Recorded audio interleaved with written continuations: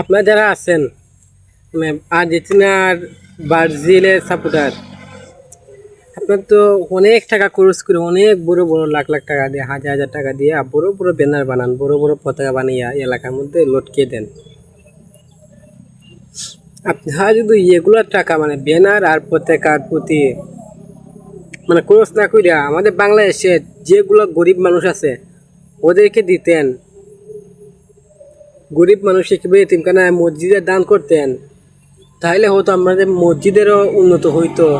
আর আল্লাহর রাস্তায় টাকাটা দিতেন, তাহলে অনেক বড় হতো। আপনারা মরার পরে আপনারা এই টাকার বিনিময়ে কিছু একটা পাইতেন।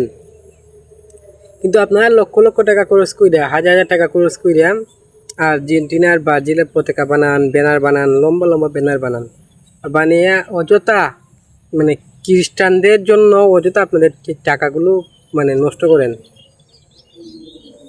এই টাকাগুলো আমাদের দেশের কোনো ভালো কাজে লাগাইলে মানে গরিব ফকির যারা আছে মানে ওনাদেরকে বিলিয়ে দিলে ওনারাও দোয়া দেয়, কিংবা মসজিদে দিলে মানে একটা মসজিদে ভালো কাজ করা যায়। মসজিদে অনেক ভাঙ্গা ভাঙ্গা মসজিদ আছে এলাকা গ্রামে, এগুলো মসজিদে দিলে ও মসজিদের জন্য মানে ভালো একটা কাজ হয়। আর সবাই